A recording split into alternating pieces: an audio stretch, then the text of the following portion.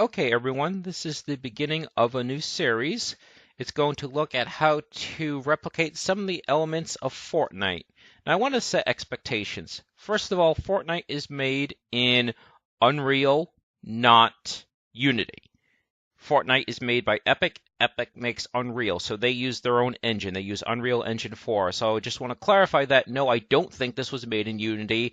Obviously, it was made in Unreal Engine, but I'm just showing you how you could do something similar in Unity.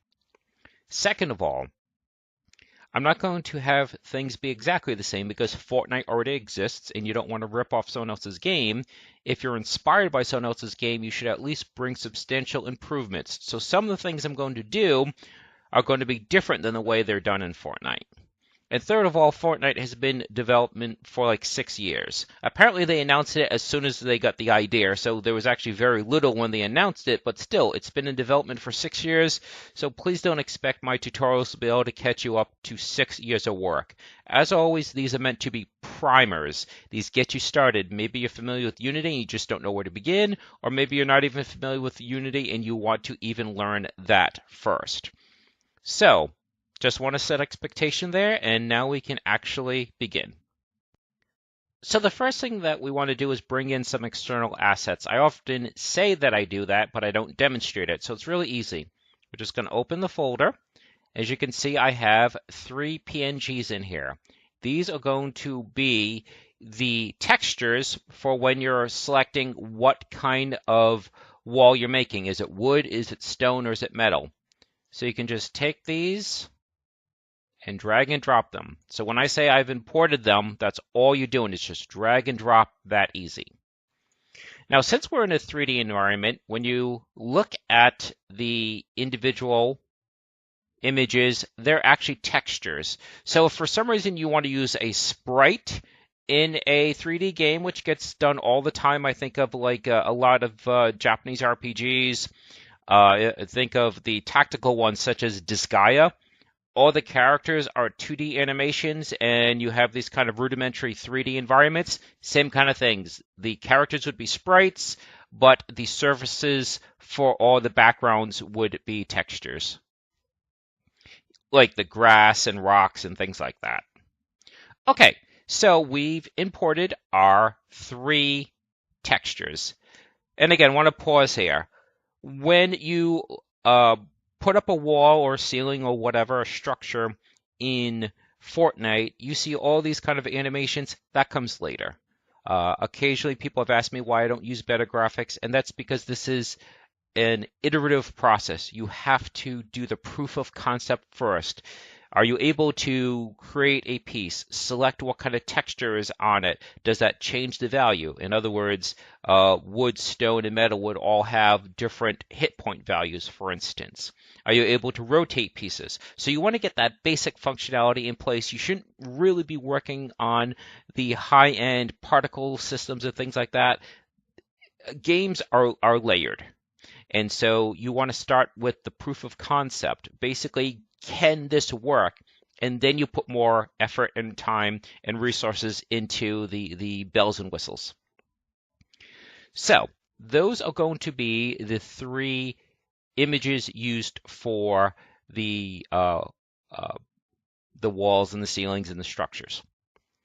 Now let's go up to Game Object, go to 3D Object, and choose Cube. We're not actually going to use a cube. Well, we're using a cube, but we're going to change it so it looks much more like a flat surface. Now, a lot of times when I talk about the numbers like the positions and the scaling, and I say there's nothing magical about it, that it's just what works.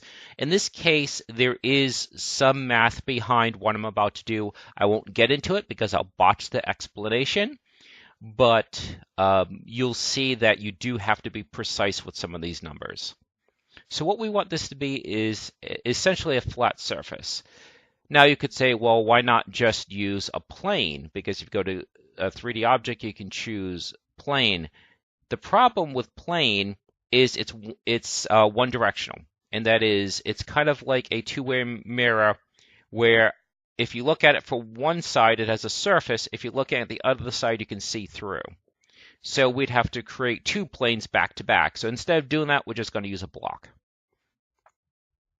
But yes, using a plane would avoid some of the messier math. But once you get it, you're just going to rinse and repeat. You don't have to keep doing that math over and over again. So what we're going to do is we're going to scale this along the z-axis. So this is the z, the depth. We're going to scale it along that axis. And we're going to make this, as far as scale, 0.01. So it's really, really thin. Next, we're going to move the position to 0.495. And again, I said I'm going to avoid the math, but in short, if this seems weird, it's because you're positioning the center. So you're positioning the center of the object such as that the edge or the outside border is where you want it to be. That's why the math seems so weird. The numbers seem odd, is because you're dealing with the center of the object.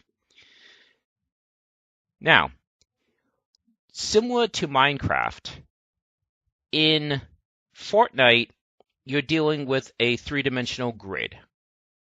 And so you're not able to place a piece exactly where you want it.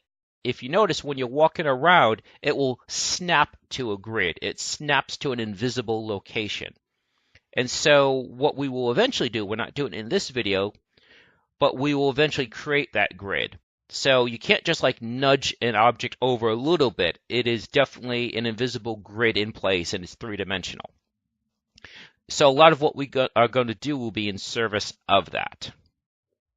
Okay, so we have our wall, and what we're going to do now is we're going to create a second object that is going to control the rotation. So game object create empty, and we'll call this wall.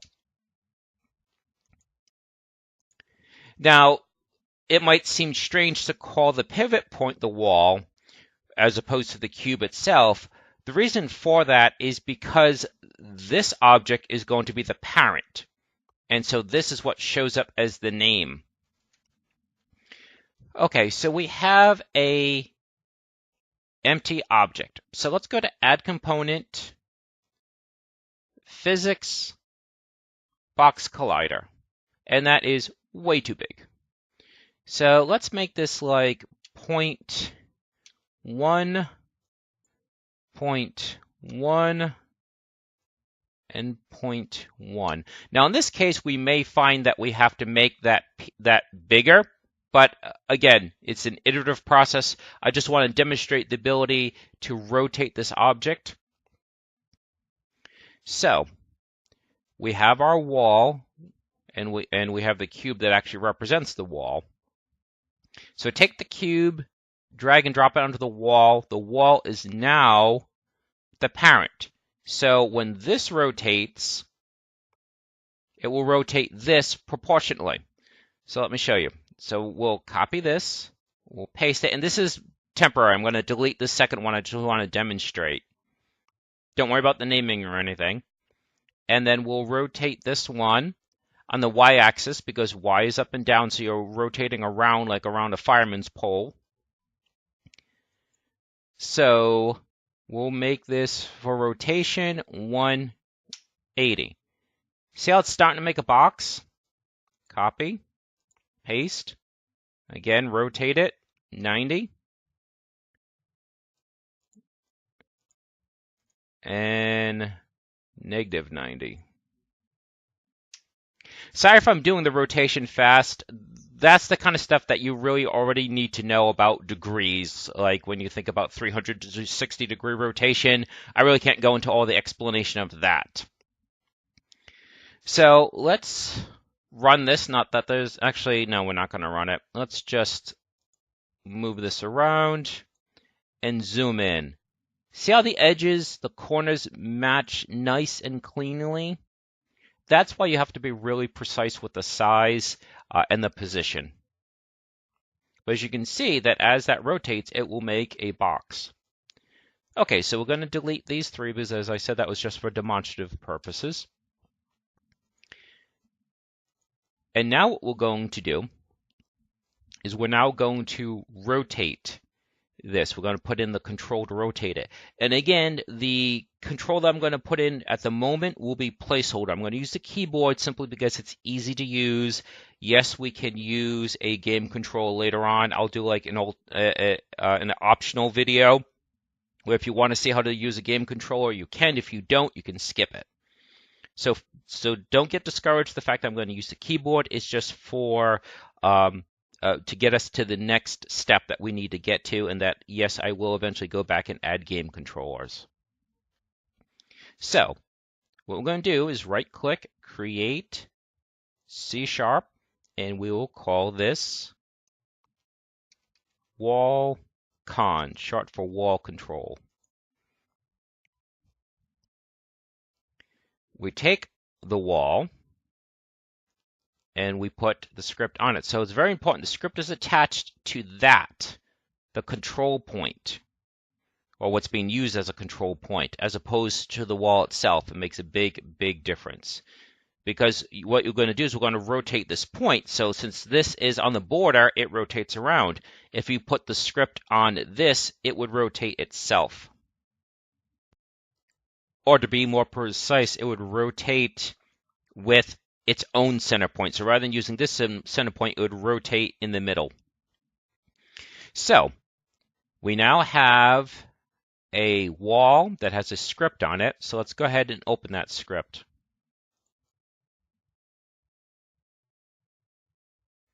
I zoomed in holding the CTRL key, the control key, and I scrolled the scroll wheel on the mouse up. So there's a few things that we need to do.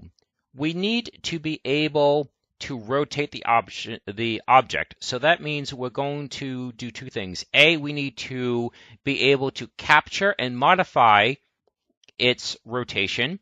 Two, we need to capture the user interface, the user input, I should say, for them to rotate the object. So we can do this in either order. Let's do the key control first. So in the update section, if input, again, you're looking for input from the player, dot get key down. Why get key down instead of get key? Get key down happens once. In other words, you don't want a rapid fire situation. You want this to be done just once, the single frame in which the key is first pressed down. And we'll use the A key. And two parentheses at the end. So this parenthesis matches to this parenthesis matches to this one. Now what we're going to do is whenever you add new functionality, particularly when it comes to input and collisions, you always want to test that. You don't want to put in a whole bunch of code and have it fail and not understand why. You want to make sure that basic key press is working. So debug.log.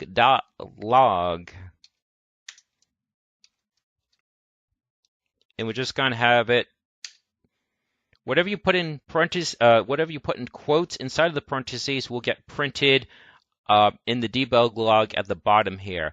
Likewise, you could put a variable here. So if you're checking to see what a variable has changed to a value, it would display the value there.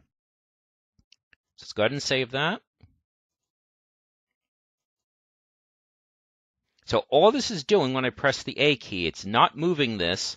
It's just going to print in the debug log here. And it works. So we know the A key is being detected.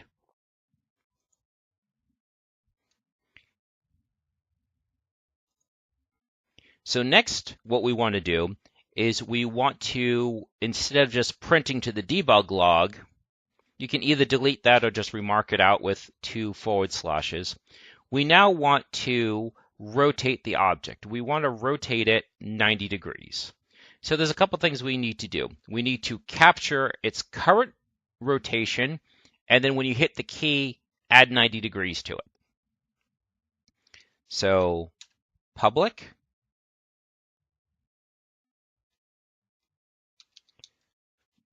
vector 3, and it's going to be current rot, short for current rotation.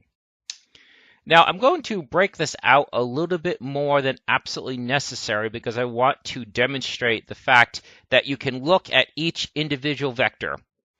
See, a lot of variables are a single value, like a string variable. At any given time, it has one value. A vector is a little bit different. It's constantly storing 3, an x, a y, and a z. Okay? So, what we're going to do is we're going to have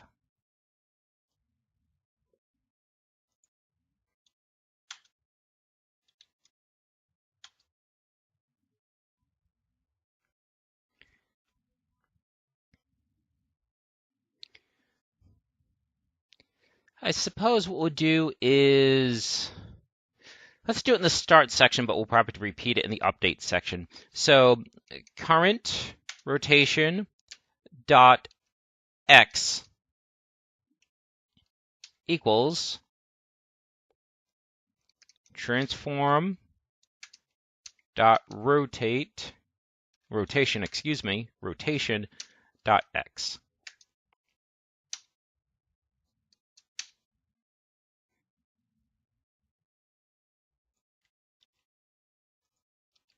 Current rotation dot y equals transform dot rotation dot y, and current rotation z is equal to transform dot rotation z. So what we're saying here is this value, we're looking at the 3 parts of it, the 3 vectors, the x, y, and z, and we're saying what is the rotation of the object this script is attached to. That's what this means. Transform dot rotation. What is the rotation element of the transform component of the object this script is attached to? There's nothing here that says the object the script is attached to, but it's understood because this script is attached to an object, and that's what this does. This is grabbing that component, grabbing the rotation, and then getting that particular vector of the rotation. So what we want to do now is we want to be able to change this one, because for now we're just going to rotate it in place. So in the input section, let's do transform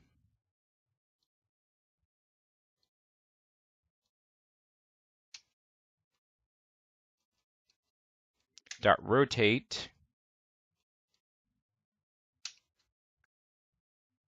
and x will be its current value. So current rotation dot x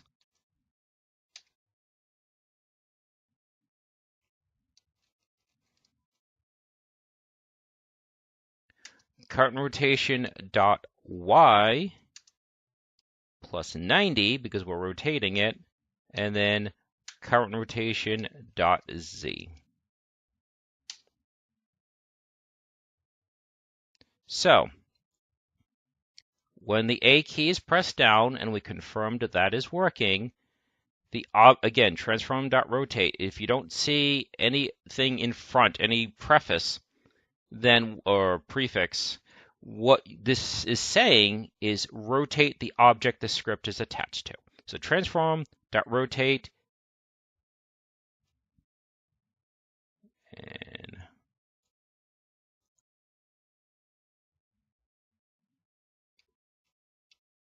there we go.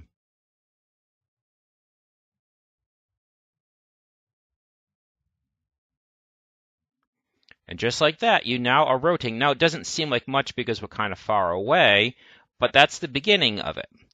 So the next step is once you place it, you want it to automatically start a new one, is the way Fortnite does it. That way you don't have to keep drilling down into the menu over and over again. You place one, presumably you're going to place another. So let's now go back to the script, and we're going to do public string, call this place status, short for placement status, and it can just default to null. And what we're going to do is we're going to say that once this is placed, stop rotating. So that means we need to check for a new key press. So in the update section, if input dot get key down, so again, same verbiage, same syntax, and this time it's space, is going to use the space key. And again, sorry for repeating myself, this is placeholder. I will eventually add a game controller, but as you can see, by doing this, it gets us really quickly into the development.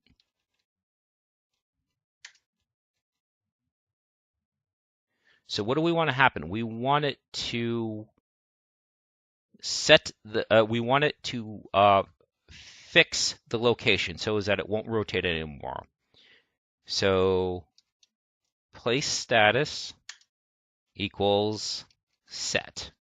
It's been set, it's been placed. So this changes that value, but we don't do anything with this value. Yes, we created a value, and now we can change that value, but there aren't any conditions. Nothing is looking at that value and saying, okay, well, let's alter behavior based on that value. So where do we want to do that? We want to put that right here. So an input section. So if you press A and, so double ampersand, and place status is not equals. Yes, that looks weird. That's typical coding. An exclamation point and an equal sign means not equals. It's not equal to set. So if you press the space, and I probably should have tested this too to make sure, like I did the same thing with the debug here. I should have tested to make sure that the space key is being pressed. So if the space key is pressed, this variable is set to equal to set. Once it's equal to set, this is no longer true. Only half it will be true, and so it should no longer rotate. So let's give this a run.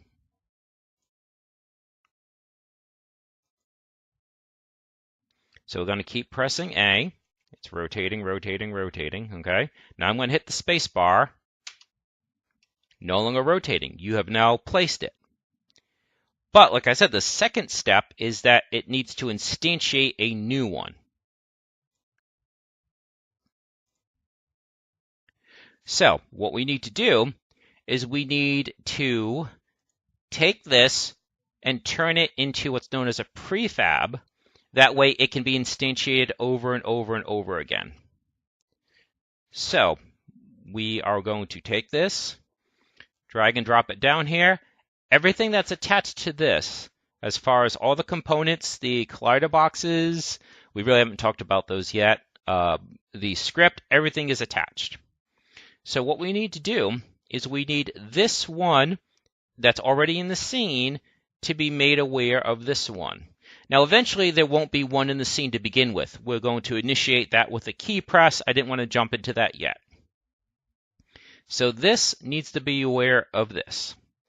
So what we're going to do is we're going to public transform, this time with a capital T, and we'll call it wall underscore obj. And again, I've mentioned this in my other videos that when I'm creating variables, sometimes I like to append the name with what they are. I didn't do that with that because it's pretty self-explanatory, as well as this one. But whereas this is an object, that's kind of different. These are just storing values, whereas this is actually referring to an object. And so I want to call that fact out.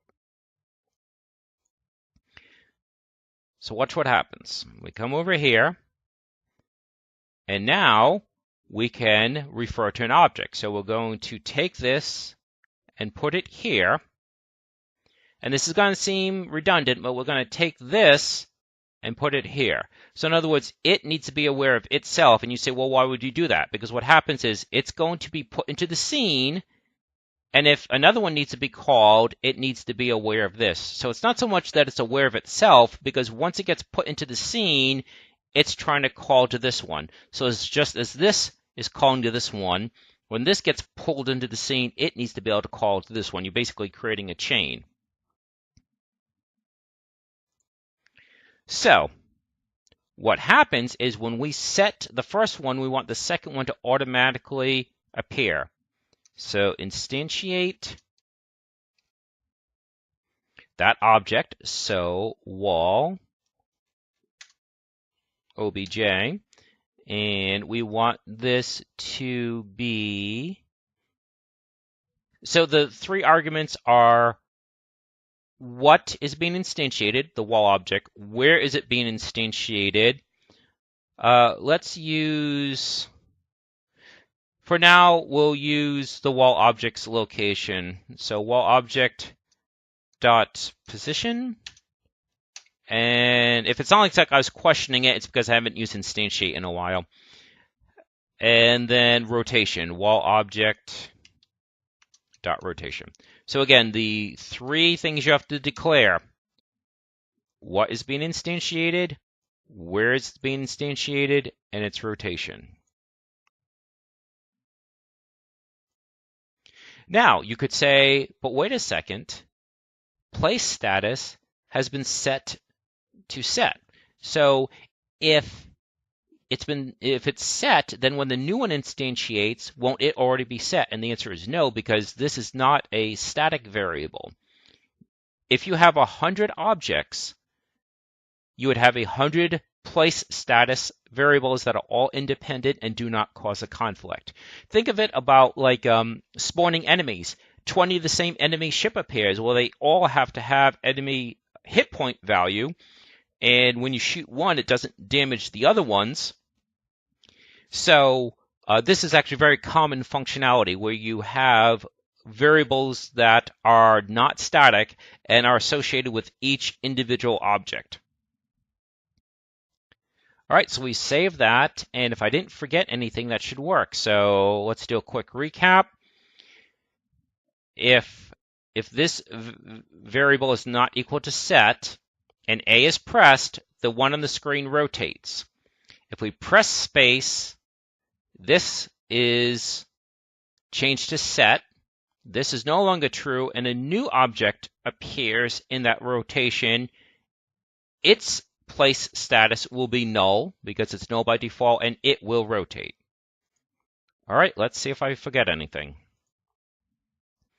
So rotate, rotate, rotate. Everything is great. I hit the space button, and now that one is rotating. I hit the space button, and now that one's there. I hit the space button, and now that one's there. Let's go up to Window. Let's go down to Scene, and we have ourselves a cube. And so I think that's a good place to end. It's not exactly perfect because, as you can see, how there's a little bit of a light there. That tells me that it's not quite lined up. But again, this is the beginning. This is what gets you in the door, so to speak. This is where you say, I can functionally do this. I can create a piece that rotates around.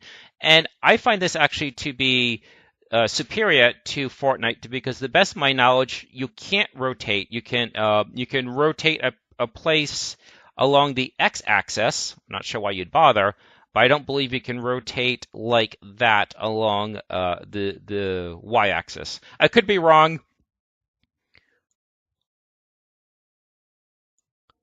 Okay, so I think that is a good place to stop for this one. We did not get to the textures yet, but that's really an entirely different function.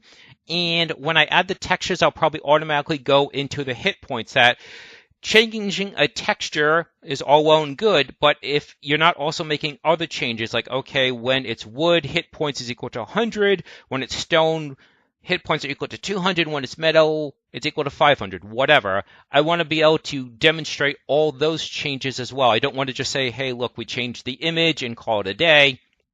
I want to be able to get into some of the other implications as well. So I think that should do it for this one. I hope everyone's enjoyed this, and I hope that it is helpful.